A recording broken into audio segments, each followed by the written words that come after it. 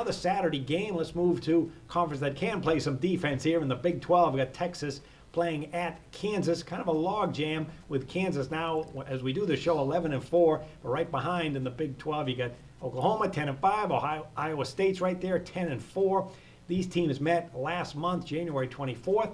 Kansas 4-point favorite at Texas, had no trouble winning 75-62. The game went over the total of 133. It was actually a defensive game as Kansas shot 43%, Texas only 40%, and the long-range defense was pretty good as Texas only hit 3 3-pointers and Kansas just 6. You know, for all the size that Texas has, a terrific rebounding team, one thing that they don't do very well is to force turnovers. They got some sloppy play with a young backcourt. And in that first meeting against Kansas, they only forced Kansas to turn it over 3 times. That actually tied a record for the Jayhawks going back to 1966. In fact, they didn't turn over once in the second half, and that's a major problem. So you got a Texas team with a nice record of 18-10. They're heading out on the road. They're on a 3-7 run. It's a young team for Rick Barnes. They're also 7-0 over the total against winning teams. They come off a game West Virginia. They were on the road. They shot very well from the field, but lost and failed to cover 71-64. They had 17 turnovers on offense, but once again failed to force any on defense, only 9 turnovers. So, Jeff, this is a Texas team that I just can't trust right now. Yeah, they're just not a good team. I've made that decision a couple of weeks ago. They loaded up on an easy schedule early in the season, and then when they started, they don't have any quality wins, and definitely not a lot of road wins. So I don't think they should be even considered for the NCAA tournament this year. They're 17-11 straight up, 14-12 against the spread, 8th place in the Big 12. Play good defense, but they shoot only 44% from the field. On Monday night, they actually had a rare occasion when they shot well over 50% against West Virginia, and they still lost. So I just don't see this team doing anything better than going to the NIT this year. Kansas, another team, I've watched this team a few times this year, and they'll be playing great, and all of a sudden they just fall apart and do everything wrong. I saw it against TCU on the road. They won that game, didn't cover, and then they did it against Oklahoma State. They play great for a half or something, then all of a sudden they just absolutely fall apart. They can't do anything right. So this is another team I really can't trust to go deep into the tournament. They lost 3 out of the last 6, 15-11 against the spread.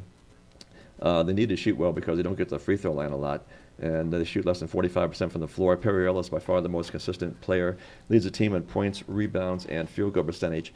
They'll probably win the Big 12, but I just don't see Kansas being a big factor here. In this game, they're playing at home, which is they're almost unbeatable at home. I guess it'll be like maybe a 8-point favorite or so, but I'll go with Kansas this game because I just can't go with Texas the way they're playing. Texas just has not a team, as you said, you just can't trust them right now. Yeah, the Texas team did shoot well the other night, 52% against West Virginia, but another road loss, and here they're going into a lion's den in Kansas. Kansas just 3-3 the last 6 games. They are undefeated at home of 14-0, but boy, they come up that Monday game, a rivalry game against Kansas State. They were a 5.5-point favorite, didn't play a good game, lost 70-63. They allowed 47% shooting. The defense wasn't there. They shot just 39% as a team. Kansas very good, top 30 in the nation in rebounding, which is really the only strength that Texas has. So, Zach, I've got a Kansas team here that's 29-15-2 against the spread in Big 12 play. It's going to be a sweep. Are they too much for this young Texas squad? Well, the Big 12, I think, is just an overrated conference, in my opinion. The other day on Big 12 Monday, Jay Williams, Seth Greenberg, the ex-Virginia Tech coach, they were talking about the matchup coming up on Big 12 Monday and suggesting that 2 teams could make the Final Four, and that just made me burst out laughing right there by myself watching it. And the Big 12 is too inconsistent. There's going to be some teams that make this tournament, but Kansas is too young. Texas is not going to get in there. There's a bunch of other teams that when I watch them, their style of play doesn't mesh with the rest of college basketball.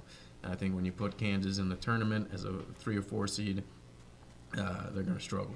But in Big 12 play, I'm going to wait and see how they finish off this season.